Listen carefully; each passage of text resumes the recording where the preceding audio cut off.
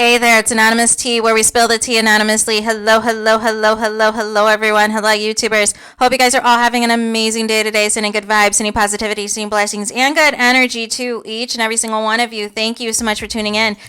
So anything I say is alleged in my opinion and all of the things. So in this video, we're talking BELLE Collective because, again, like Love and Marriage Huntsville, once these ratings come out, you guys, that showed that the return was not as successful, here comes an article, coincidentally by the same person that wrote this article about Love and Marriage Huntsville.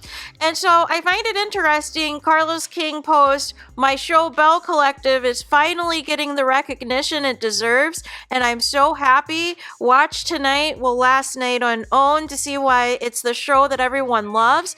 And shout out to the crew and cast," and he tags everybody in the cast, something he did not do for the Love and Marriage Huntsville post. But let's get into this article. So it says, and this is again by Crystal Jordan, there's only one OWN reality series you should be, there's one OWN reality series you should be watching. Carlos King recently traveled to Mississippi to introduce the new season premiere of his Jackson-based reality show BELLE Collective. "I honestly believe BELLE Collective is the most underrated show on reality TV, and I'm not just saying that because it's my show," he laughed. He joined 7 female stars of the show at Taste Lounge, the restaurant and lounge of Latrice and Cliff Rogers, 2 stars on the show. Set in a southern city most have never heard of, Carlos realized Jackson would be the same type of hidden gem he discovered with his hit show Love and Marriage Huntsville. Letitia Pearson and a business partner set up a meeting with the television mogul several years ago to share the success of her women's empowerment brunches. Carlos listened intently to Letitia's passion for Jackson and saw much more than just a show about women connecting over breakfast food. He convinced Letitia to widen her perspective and also be a principal star in the show. 4 seasons later, it's one of OWN's biggest hits. BELLE Collective follows the blueprint of Love and Marriage Huntsville. Latrice and then the remaining cast, Tambra, Marie, and Antoinette. After the first season, Antoinette decided to focus on her dental practice, and Carlos added Akeisha and Sophia, aka Soguchi. Season 4 welcomes the new Belle, Selena Johnson, the ex-wife of J.J. Williams, currently married to Soguchi, and the return of Antoinette. Each season, the grassroots fan base connected with the ladies of Jackson, Mississippi has continued to grow exponentially. The Jackson Bells have a similar advantage with viewers as the cast of Love and Marriage Huntsville in that the small southern city is not oversaturated with the bright lights of a bigger city like Atlanta or Miami, so the cast is much more authentic and down to earth. Letitia's desire to bring financial vitality to Jackson, Mississippi was appreciated by the other women, and the cast bonded over the Ferris Street project. Ferris Street is a historic street and neighborhood in Jackson, Mississippi, recognized as a hub for Black-owned businesses up until the 1970s. With the show premiering in 2021, on the heels of the George Floyd tragedy and the 2020s woke rhetoric on the importance of supporting Black-owned businesses and organizations, Carlos was on trend, rolling out a new set in the Deep South focused on 5 Black entrepreneurial women committed to revitalizing the legacy of Black wealth. The first episode chronicled a fabulous women's empowerment brunch dedicated to revitalizing Ferris Street. Carlos King specializes in casting families with dysfunctional marriages. As with all King's programs, the substance is accompanied by a heaping helping of relational and interpersonal drama that audiences can't seem to get enough of digesting. Letitia was a relatable heroine because of her love for her community, but even more so because of her tumultuous home life with her high school sweetheart turned philandering husband, Glenn. Before Letitia could focus on the legal red tape surrounding purchasing a property in a historic district, she had to deal with her home life that looked great on the outside but was falling apart. Not only was her husband consistently unfaithful, but the rest of the cast knew a dark secret that would be revealed during the second season. There was a strong possibility that Letitia's husband, Glenn, could have fathered another child during their marriage. Slight whispers turned into loud rumors and culminated in Carlos revealing the results during an unforgettable reunion. Letitia isn't the only Belle with a problematic marital relationship. Latrice is the self-proclaimed diva of the show. A statuesque beauty with a thriving beauty business, she was an immediate favorite with the Belle Collective fans. More interesting than Latrice's business savvy is her May-December relationship with husband Cliff Rogers, a successful but extremely traditional, slightly chauvinistic, much older man. Audiences enjoyed speculating about Latrice's fight for independence with a man whose children are closer in age to her than Cliff. An old-school ladies' man, Cliff has been labeled controlling and domineering towards Latrice. After season 3, audiences voiced concern that Cliff was borderline verbally abusive towards his young wife.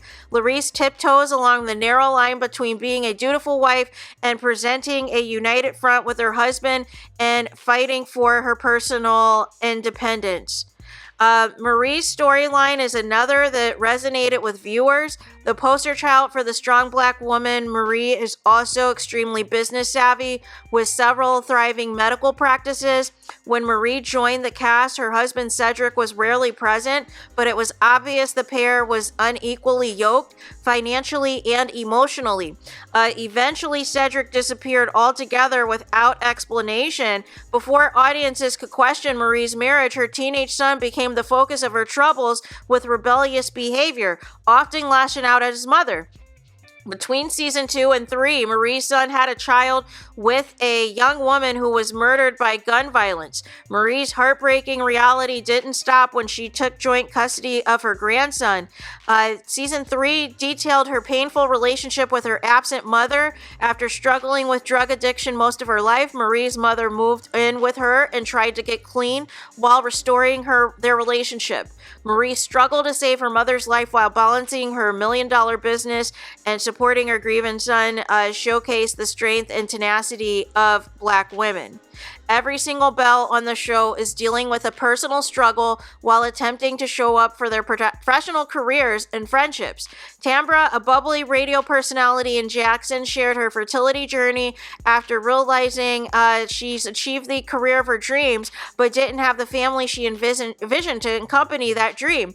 Fans of the show watched Tambra navigate a long-term relationship, trying to achieve her happily ever after. Although it wasn't a straight shot to success, Tambra Cherie welcomed a beautiful baby girl over a year ago and says she has been blessed by the many women who saw her example as proof they could achieve their own fertility goals.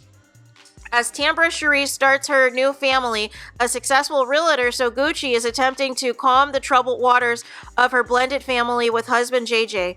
Both Soguchi and JJ have children from previous relationships, and like most families, blending their lives has proved challenging. Adding JJ's ex, Selena Johnson, a breakout star from a previous reality show, Bring It, it promises to bring additional relatable drama for other blended families. As season 4 ensues, even more drama is bound to present itself as the Belles navigate their friendships and marital relationships. Belle Collective continues to prove Carlos King has the blueprint for successful reality television that engages and entertains, specifically with untapped locations in the country, with real people, with real stories. Belle Collective airs every Friday on OWN. Episodes can be streamed on Discovery Plus. I am just confused, you guys, because we talked about the ratings for this show. We talked about the fact that the people did not tune in to watch Belle Collective upon its return, that it had a significant decrease in viewership. So why is it that this always happens every time the views come out, the ratings come out for these shows? All of a sudden, here comes an article, saying quite the opposite, right? saying quite, different from what was previously being said, right? Because remember, back in January, it had 234,000 viewers, and this latest episode, you guys, only had 86,000 views. So it dropped significantly in viewership, you guys. I don't understand, why Carlos King, and I get what he's doing, right? He is trying to change the conversation that the ratings are low, that the views on his shows are declining. So he thinks by, enlisting his friends at some of these media companies to write a nice article about the shows, that is going to bring interest to the people. Just like when I did the video about it being the lowest rated episode ever or whatever, all of a sudden, Carlos King screen grabs this article that was at the very bottom of an article about something else, that was trying to allege that Love and Marriage Huntsville had 3 million viewers and ratings. And it was looking at some linear metrics platform that still there have been 0 receipts, 0 statistics to verify and validate as fact, to try to, again, distract from the low ratings. And I feel like the problem with this is, Carlos, is that you think that trying to promote this and trying to make it seem like everybody is interested in the show, everybody is happy with the direction of these shows, that is going to offset the number of people who are tuning out of your shows, and therefore you don't have to change anything about it. No. This old tired storyline, and Letitia and Glenn is what you wanted Mel and Martell to be. You wanted Mel to stick around with Martell while he continued to cheat and while he fathered another child with another woman. You wanted that to be the Letitia and Glenn of Love and Marriage Huntsville. No.